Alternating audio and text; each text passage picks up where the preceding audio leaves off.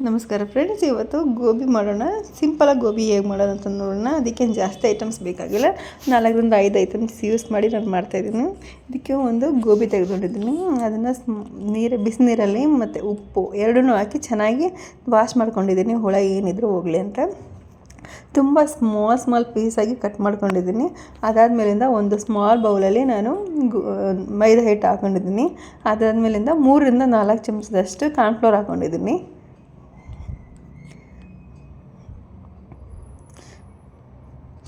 ಇವಾಗ ನಮಗೆ ಖಾರಕ್ಕೆ ಎಷ್ಟು ಬೇಕೋ ಅಷ್ಟು ರೆಡ್ ಚಿಲ್ಲಿ ಪೌಡ್ರ್ ಹಾಕೋಬೇಕು. ನಿಮ್ಗೆ 1 ಸ್ಪೂನ್ ಬೇಕೋ, 1/2 ಸ್ಪೂನ್ ಬೇಕೋ ನೋಡ್ಕೊಂಡು ನೀವು ಹಾಕ್ಕೊಳ್ಳಿ. ನಂಗೆ 1 ಸ್ಪೂನ್ ಬೇಕು ಅನ್ನಿಸ್ತು, ಸೊ 1 ಸ್ಪೂನ್ ಹಾಕ್ಕೊಂಡಿದ್ದೀನಿ. ಒಂದು 1/2 ಸ್ಪೂನ್ ಅಷ್ಟು ಶುಂಠಿ ಬೆಳ್ಳುಳ್ಳಿ ಪೇಸ್ಟ್ ಹಾಕ್ಕೊಂಡಿದ್ದೀನಿ. ಇವಾಗ ಚೆನ್ನಾಗಿ ಎಲ್ಲನೂ ಮಿಕ್ಸ್ ಮಾಡಬೇಕು. ಈಗ ಚೆನ್ನಾಗಿ ಮಿಕ್ಸ್ ಮಾಡಿದ್ದೀನಿ. ಇವಾಗ ಒಂದು ಪ್ಯಾನ್ನ ಸ್ಟವ್ ಮೇಲಿಟ್ಟು ಇದನ್ನು ಕಾಯಕ್ಬಿಟ್ಟಿದ್ದೀನಿ. ಇವಾಗ ನನಗೆ ಇದು ಹೀಟ್ ಆಗಿದೆ ಅಂತ ಅನ್ನಿಸ್ತಾ ಇದೆ. ಸೊ ಇವಾಗ ನಾನು ಎಣ್ಣೆ ಹಾಕ್ತಾಯಿದ್ದೀನಿ. ಒಂದು 200 ml ಅಷ್ಟು ಎಣ್ಣೆ ಹಾಕ್ತಾಯಿದ್ದೀನಿ. ಗೋಬಿನ ಒಂದೊಂದಾಗಿ ಬಿಟ್ಟಿದ್ದೀನಿ. ಸೊ ಇದು ಕರೆದಿರೋದು, ಇದು ಡ್ರೈ ಪಕೋಡ ಥರ ಕಾಣಿಸ್ತಾ ಇದೆ ಅಲ್ವಾ. ಸೊ ಇದನ್ನು ತೆಗೆದು ಒಂದು ಬೌಲ್ ಹಾಕ್ಕೊಂಡಿದ್ದೀನಿ.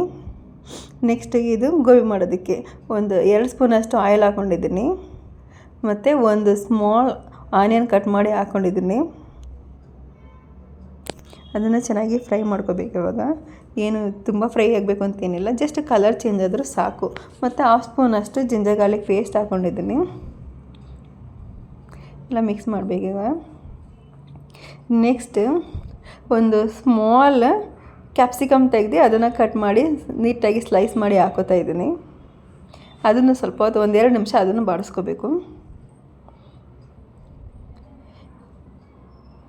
ಚೆನ್ನಾಗಿ ಬಾಡಿಸ್ಕೋಬೇಕು ಅದನ್ನು.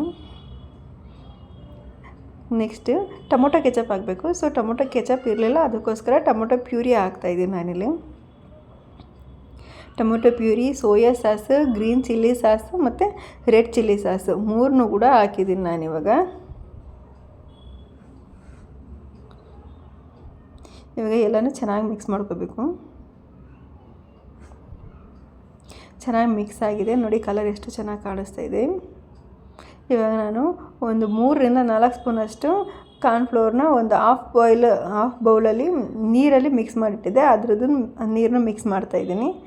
ಈಗ ರುಚಿ ನೋಡ್ಕೊಂಡು ನಾವು ಉಪ್ಪು ಹಾಕಬೇಕು. ನೋಡಿ ಇವಾಗ ಕಲರ್ ಎಷ್ಟು ಚೆನ್ನಾಗಿದೆ ಮತ್ತು ತುಂಬ ತಿಕ್ಕಾಗಿದೆ. ಈ ಟೈಮಲ್ಲಿ ನಾವು ಏನು ಫ್ರೈ ಮಾಡಿ ಇಟ್ಕೊಂಡಿದ್ವೋ ಗೋಬಿ, ಅದನ್ನು ಈಗ ಹಾಕಬೇಕು, ಮಿಕ್ಸ್ ಮಾಡಬೇಕು. ಇವಾಗ ಚೆನ್ನಾಗಿ ಮಿಕ್ಸ್ ಮಾಡೋಣ.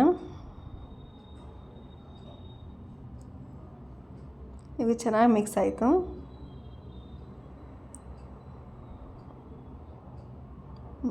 ಟೇಸ್ಟ್ ಅಂತೂ ತುಂಬ ಚೆನ್ನಾಗಿತ್ತು. ನಾವು ಹೇಗೆ ಔಟ್ಸೈಡ್ ತೆಗೆದು ಗೋಬಿ ತೆಗೆದು ಮಾಡಿ ತಿಂತೀವಿ ಅದೇ ಥರ ಟೇಸ್ಟ್ ಇತ್ತು. ಒಂದು ಸಲ ಮಾಡಿ ರುಚಿ ನೋಡಿ.